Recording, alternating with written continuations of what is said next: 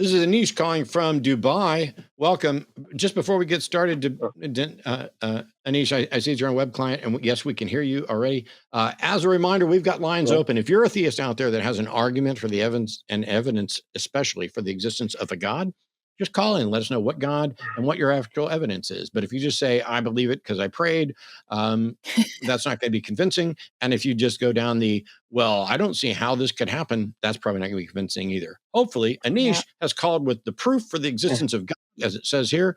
Aneesh, welcome. You're on with Promise and Matt. Yeah, Matt, how are you? I'm all right. Yeah. You're in Dubai. Do you think, So Aneesh, which God is it that you believe in? I'm a Muslim. Okay. Yeah. And what is So do you your think deduction is the only? Yeah. Yeah, what's your evidence for that God? Do you think scientific method, which means studying the physical objects and studying its behavior, which means when you're studying a behavior, it already has a pattern. So it requires an explanation where that pattern comes on the first place. So when you're studying science, it already requires an explanation as to where that pattern comes from. So when you ask, when you're arguing for God, you are asking for a deductive explanation for God. What I'm saying is we can only give objective reasoning for God's existence because in our tradition, then it's useless. No, Yeah. I have zero used in science as well. I have zero interest in abductive arguments because abductive arguments are arguments to the best explanation, and there's been no demonstration that God is possible, and so God can't even be considered a candidate explanation until there's a demonstration of possibility. Okay, leave aside abductive reasoning. What about deductive reasoning with laws of logic? Because laws of logic is the only tool which provides us the absolute truth. Scientific method doesn't provide absolute truth. First of all, I'm not convinced that we can be absolutely certain about anything, but logical argument is maximally certain. How do you demonstrate that a God exists using deductive reasoning? We want evidence, but go ahead. Yeah, because once I actually given you arguments from limit, which means anything that has everything in the physical ontology has some kind of a limit. Therefore, anything that has a limit is dependent on something else to define or determine that limit. Therefore, there must exist contingency. We cannot go for an infinite regress of dependent limited things depending on another limited thing. Therefore, since everything in the physical ontology has some kind of a limit, the ultimately necessary thing must be outside physical ontology. That's what I'm saying. What can you tell me about the properties of the thing that you're pointing to that is not physically limited? No, that's what I'm saying, because in our perception, human beings' perception, we can only perceive. Aneesh, stop. Listen, you and I had incredible difficulty having any kind of conversation the other day. So pause, think, talk a little bit slower. You're asserting that there must be something that is not physically limited. Apart from that characteristics, that X is not physically limited, what else can you tell me about the characteristics of X? Is it conscious? Does it have agency? Does it have will? What does it desire? What does it do? Where does it exist? What can you tell me about this thing? Why are you talking? I'm going to mute you. I want you to pay attention. I'm going to mute you. I want you to pay attention. I just noted that we have incredible difficulty having a conversation. One, because you speak too quickly. Two, because there is an accent difference that makes it harder for me to focus on it. But I asked you to think and listen and speak more slowly. We're going to say X is the non-physically limited thing that you claim necessarily exists. And I asked, what are the other properties of X? Is X conscious? Is it an agent? Does it have desires? Does it have will? What are those characteristics, and how can you know? Beyond the fact that it's not that is merely not physically limited.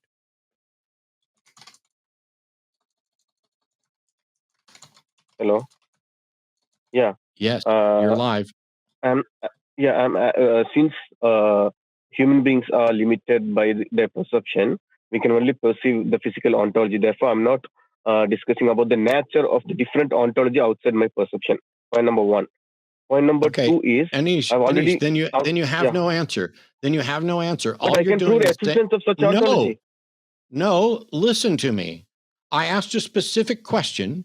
You have now acknowledged that you do not have an answer to that question. And so this discussion is now useless because all you're saying is because the physical things in the world are limited, and you have now made this assertion that they cannot be limited without something that isn't limited as some kind of foundation. But you followed it up with, you know nothing and can say nothing about the characteristics of that unknown something. If that's the case, you don't get to call it God. Well, you can call it whatever you want, but it doesn't qualify as a God, and it doesn't qualify as anything other than an unknown foundation. And I'm uninterested in unknown foundations. You called to prove the existence of a God. I needed you to demonstrate that whatever X is has characteristics that are consistent with traditional usage of the term God, and you've now acknowledged you can't do that. No, I can do that. Let me explain. That's why we are actually believing in Scripture. Aneesh, okay, let me mute again because you're not listening. When I say, I'm listening. No, you're not. If you're telling me you're listening, then you're not listening. So let's say X is the not physically limited thing that you're saying necessarily exists. We'll call that X. Okay. List the characteristics of X, please. This is a categorical error. You are actually asking me to explain something outside. Aneesh, we're done. It's not a category error, and I didn't ask you to explain anything outside of anything. You literally said you have proof of the existence of God. That God needs to be an agent with specific characteristics. So I'm going to ask you this. Does the God you believe in, does it have agency? Yes. Does the God you believe in exist outside of space and time? Yes. Do you have any way to explore outside of space and time? No.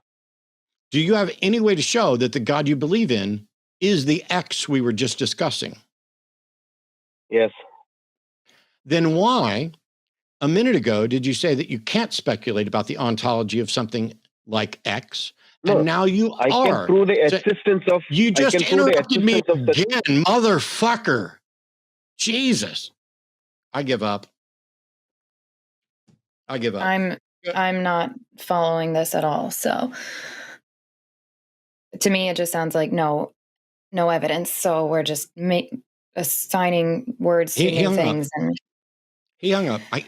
You cannot say, I believe there is an X, and I cannot speculate about the characteristics of X, but I'm convinced that X is my God, and that X is my God who has agency and exists outside of space and time. Well, and apparently he is willing to speculate, right? Because didn't he say he's Muslim? So he is speculating about a lot about that God. Or about that. It's wild. Whatever. Yeah. Ugh. Well, we've cranked through some theists. Unfortunately, we've had almost zero honest attempts. And evidently, there are no more theist callers. We've got one atheist caller we're going to go to here in a second. But theists have basically repeatedly admitted that they are unwilling and or unable to make a case for their God. With Aneesh calling in saying, let's just deal with argument from contingencies that some things are limited. The universe is limited. Therefore, the universe must be founded on something that isn't limited, which isn't even true, because it could be based on something else that's limited, which is based on something else, which is limited, which you don't know where an unlimited thing goes in. And the universe, or what we're describing as the universe, may in fact be eternal. And that all we're actually describing is the current localized state of that universe. And now the question becomes, how did it get into that state? What was the motivation? What is our explanation for the origin of Big Bang cosmology, which we don't have one. And so if you go down this contingency argument of this is contingent, the furthest back you can get is all of it is contingent on the universe. And then the question becomes, what is the universe contingent on? Which actually is preceded by the question, is the universe contingent? And for me, the answer to is the universe contingent is I don't know.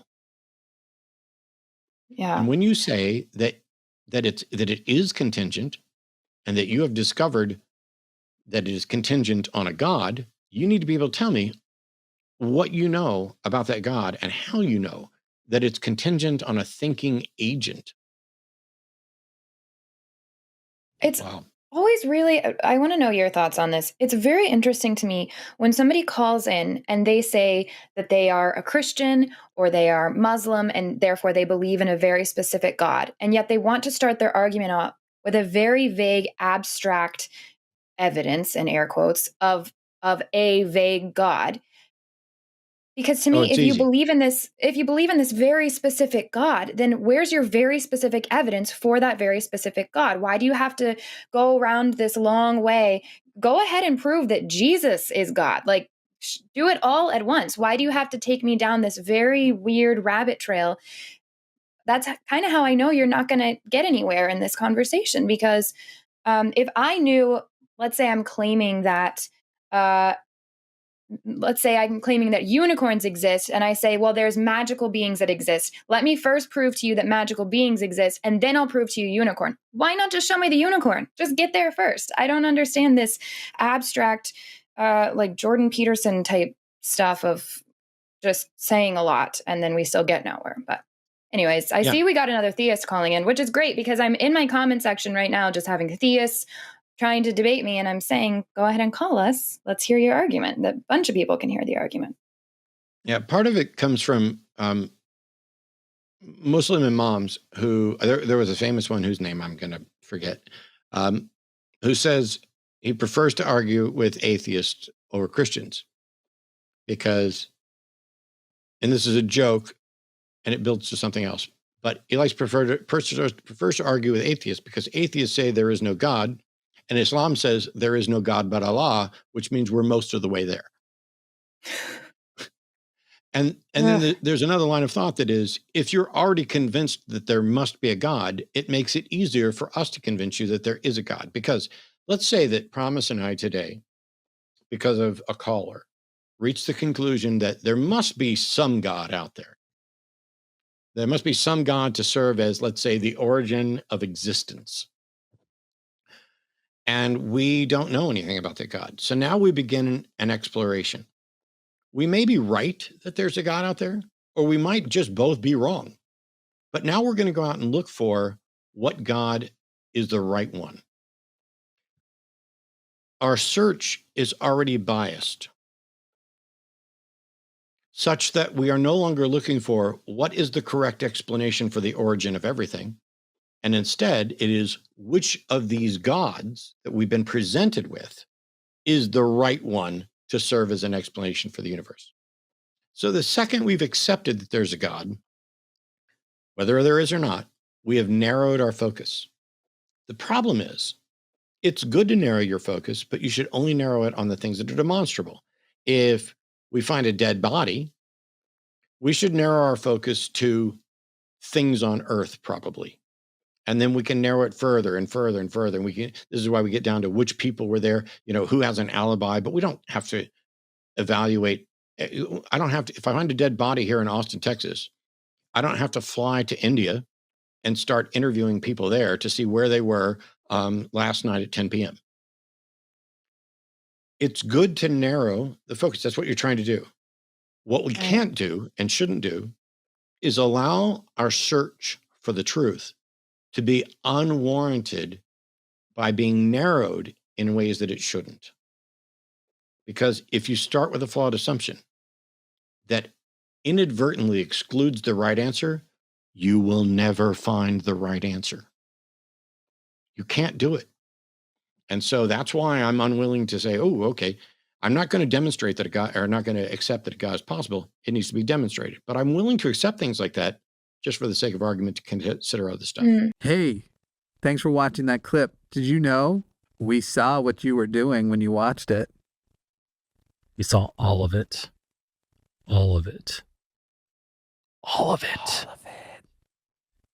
So you're going to want to pay us hush money over at patreon.com/calltheline, where you can buy our silence and watch our patron exclusive podcast.